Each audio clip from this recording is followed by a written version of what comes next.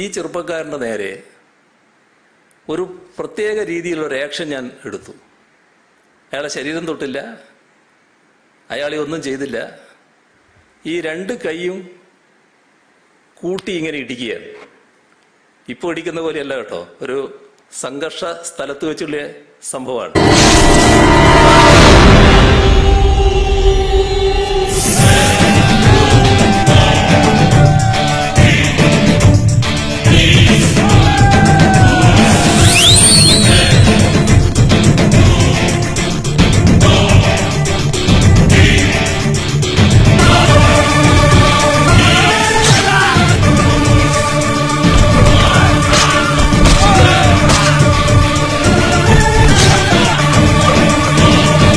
ഈ ഇടിയിൽ ഒരു വല്ലാത്ത ശബ്ദം ഉണ്ടാകുകയാണ്.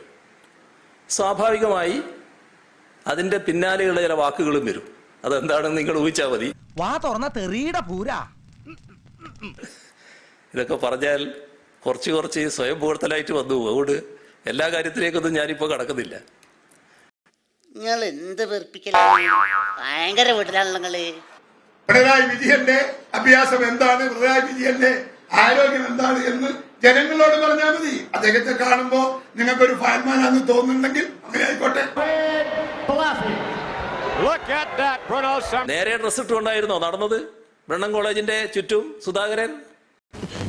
ഞാനൊരു സത്യം പറഞ്ഞ് വിശ്വസിക്കൂ, എന്നാ എനിക്കത് ഓർമ്മയില്ല. ഫ്രാൻസിസ് അപ്പോ ചാടി വീണ് ഈ സ്റ്റേജിലേക്ക് ചാടി കയറി. എന്നിട്ട് മൈക്കെടുത്ത് എൻ്റെ തലക്കടിച്ചു.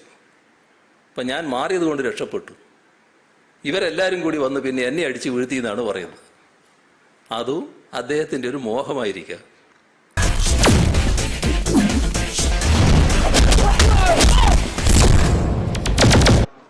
അതൊന്നും കാട്ടി എന്നെ വരട്ടണ്ട. പിന്നൊരു കാര്യം, വല്ല ഓടിപ്പകവരെ ശമ്പളം നടത്തിയാലല്ലോ അടിച്ചിന്റെ പൂട്ടല് കളക്ക് ഞാൻ. പിന്നെ നീ എഴുന്നേറ്റ് കളിക്കണ്ട. കുറച്ചു നേരം നീ തുടങ്ങിയിട്ട് ഈ കൈ മുദ്ര കാണിക്കാൻ മാത്രമുള്ളതല്ല, തീർക്കും ഞാൻ ഇന്ന് തീർക്കും ഞാൻ. അടി അടി പുറകെ ഞങ്ങളുണ്ട്. അടി എന്താ പാടുവോ അവളെ? ഒത്തില്ല. എന്താണ് ഒത്തില്ല? ആ മൂപ്പര് ഒപ്പിക്കാൻ നടക്കുക. ഞാൻ പോകുന്നു. Bye bye.